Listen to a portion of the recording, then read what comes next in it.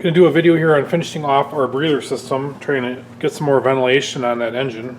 That higher compression really seems to push some oil fumes around. And I had some of these All-Star Performance oil catch cans, pretty nice pieces. See the built-in baffling right when you buy them, but they were too big. So I stuck them on the lathe and cut a section out of them. What I'm going to do here is stuff this with some chore boy. Try to break up that oil mist and then weld the cap back on it. And ultimately I'm going to add another bung in front too, so there's 3 positions that I can go to. Some guys would probably lay these down like a bunch of dimes, but he's just getting it connected, and this is what you do when you start off and you're not that smooth at welding. Then you got to start off with grinders of different bit and grit. And then the finished product was using a flapper wheel and knocking it down, and then starting off with like 800 grit, 80 grit, and then I got 180, and then you just keep going down. If you want to get it back to being as shiny as that, I don't know, nobody's going to see it, but just to knock it down so it's not sloppy looking. I think it looks great. It's getting better, stacking dimes. Amateur hour getting a little bit better. We added a couple extra bungs in the front of these in case you want to run any extra tubes to them. So we had done a previous video of the breather system on the valve covers, poking them holes and then having these 4 breathers, and then they're going to be going into a catch can, and we removed the battery and moved the battery to the trunk. And then you'll see this catch can, and I got one on both sides. And then there's going to be a drain hose at the bottom, and the two will connect. You got a ball valve here, and that'll be up in front, and you can always just drain the oil. We're not going to reuse it because, you know, that's how you'd end up having to keep these things empty. So it's just letting mist go in here, and then I can breathe out these breathers. And we're not going to have it going into the PCV. We're just going to have it going out to the atmosphere. So we're finishing off this breather system, and in order to get these all connected, you need hose. So this is what, 1/2-inch hose? 5/8 ID. 5/8 ID hose connecting all the breathers to these tanks. $37 more. This is all small time things that add up. When your project's finished and you got the receipts for the big stuff, you forget about all this. You can probably add a couple $1,000s more with all the small stuff.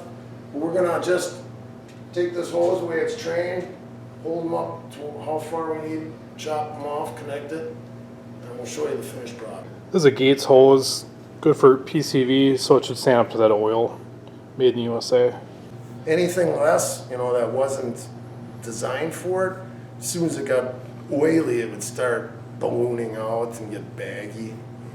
We put another fitting on our separator tank, so we have 3 fittings on this one, and now we're going to run the 2 breathers and then the oil fill to it.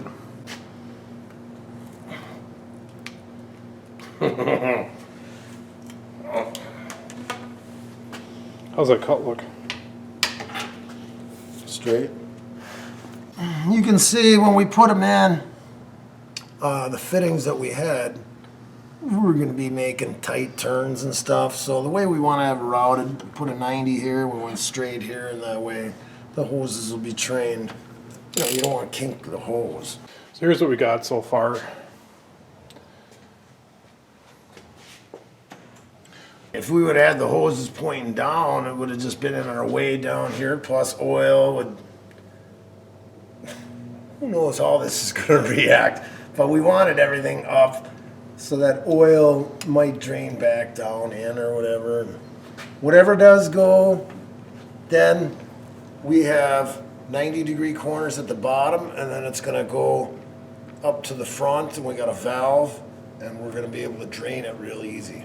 Let's say that continuous driving, you know, any length of time, and it starts to fill up, then it'll start huffing oil out of the breathers.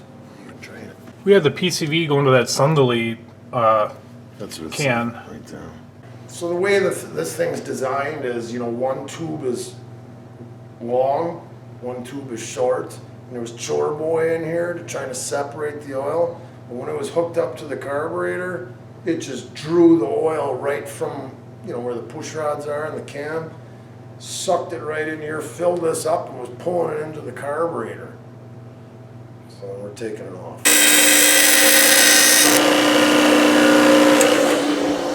So from the bottom of those breather tanks, we got our hose routed to the front here. We're able to do it without punching any holes.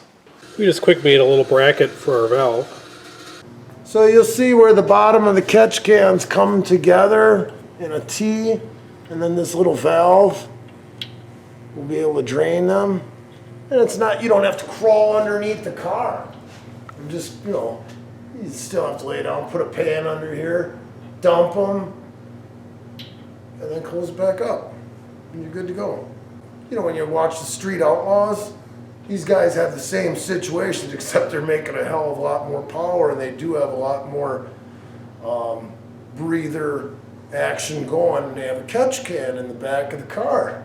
And this guy ended up forgetting, he drained them, and he forgot to close it back off, and then it got real sketchy, and he lost the race, and then he left oil all over the track, so that nobody else could race after that because the road was all covered with oil. Well, I think the overall situation doesn't look that bad. It's all in that black road, and it's not still pumping all over the valve cover.